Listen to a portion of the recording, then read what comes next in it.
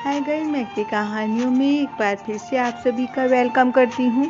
आज मैं फिर से अपनी नई कहानी बेटियां माँ बाप के लिए एक अनमोल तोहफा है लेकर आई हूँ और पूरी उम्मीद करती हूँ कि आप लोग इसे ज़रूर सुनोगे और पसंद भी करोगे। लाइक शेयर कर मेरे चैनल को भी जल्द से जल्द सब्सक्राइब कर लें। नोटिफिकेशन के लिए बेल आइकन को प्रेस कर लें ताकि आगे आने वाली कहानी का नोटिफिकेशन सबसे पहले आपको मिल सके। बेटियां माँ बाप के लिए अनमोल होती हैं। माँ बाप का दर्द समझती हैं। बेटियां घर को रोशन करती हैं। बेटे रुलाते हैं तब बेटियां ही हंसाती हैं। जब दर्द देते हैं बेटे तो मरहम लगाती हैं बेटियां। छोड़ जाते हैं बेटे तब बेटियां ही संभालती हैं। एक गर्ल्स कॉलेज में एक बहुत ही खूबसूरत सी मैडम ने ज्वाइन किया। जब वो पहले दिन आई तो सभी बच्चों को बहुत प्यार से बातें करती थी, जिससे कि बहुत से बच्चे जल्दी ही उस मैडम से बहुत ही खुल गए थे।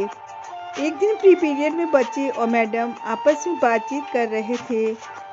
तभी एक लड़की ने उस मैडम से उनकी उम्र पूछी। मैडम ने बताया कि मेरी उम्र 35 साल है। लड़कियों ने कहा, मैम आपके बच्चे कौन सी क्लास में पढ़ते हैं? तो मैम ने जवाब दिया कि बेटा मेरी अभी शादी नहीं हुई।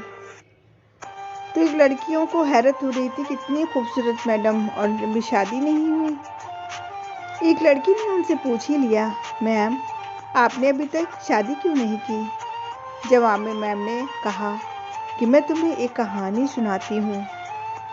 एक गांव में एक औरत थी जिसकी 5 बेटियां थीं। उसका पति बहुत ही परेशान था क्योंकि वो बेटा चाहता था। पति ने अपनी बीवी को धमकी दी कि अगर इस बार बेटा ना हुआ तो उस नवजात लड़की को बाहर फेंक देगा। और कुछ दिनों के बाद फिर वो औरत प्रेग्नेंट हुई, लेकिन इस बार भी बेटी हुई। उसके पति ने अपनी जुबान के मुताबिक रात को उस नवजात लड़की को दूर एक चौराहे पर रखाया। बेचारी माँ अपनी नई जन्मे बच्चे के लिए रोती रही, लेकिन कुछ कर ना पाई थी। अगले दिन उस औरत का पति उस नवजन्मी लड़की को देखने गया तो देखा कि वो लड़की वहीं चौराहे पर पड़ी थी और उसे किसी ने ना उठाया था। इसलिए वो लड़की को फिर वापस घर ले आया, इस उम्मीद से कि कहीं उसे कोई उठा ले जाएगा। लेकिन फिर वही हुआ, किसी ने उस लड़की को ना उठाया और वो आदमी उस नन्ही लड़की को दोबारा घर ले आया। और ये सिलसिला कुछ दिन ऐसे ही चलता रहा। वो हर रात उस लड़की को चौराहे पर छोड़ आता, लेकिन कोई ना उसे उठाता। उस आदमी ने सोचा कि यही ऊपर वाले की यही मर्जी है कि इस लड़की को मैं ही पालूं। ये सोचकर उस लड़की को घर ले आया, लेकिन कभी उसे प्यार ना दिया। 1 साल के बाद उस आदमी की पत्नी फिर से प्रेग्नेंट हुई और इस बार उसे लड़का हुआ। परंतु कुछ दिन बाद उस आदमी की 5 बेटियों में से एक की मौत हो गई।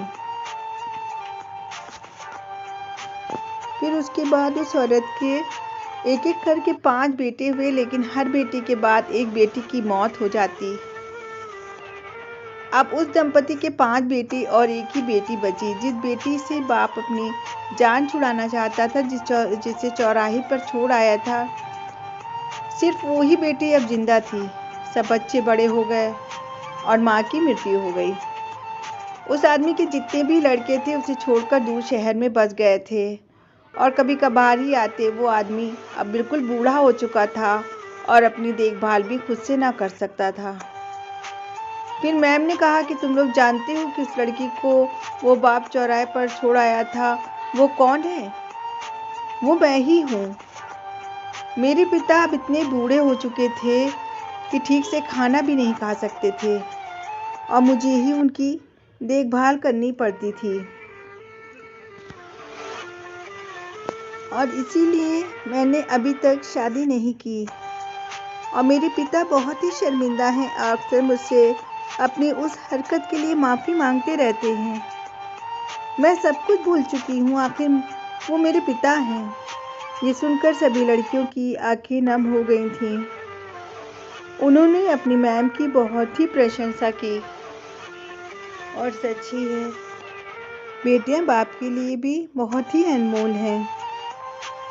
गाइस, आपको हमारी कहानी कैसी लगी कमेंट सेक्शन में लिखकर अपनी राय ज़रूर दीजिएगा और अभी तक आपने मेरे चैनल को सब्सक्राइब नहीं किया है तो प्लीज़ मेरे चैनल को भी सब्सक्राइब कर लीजिएगा।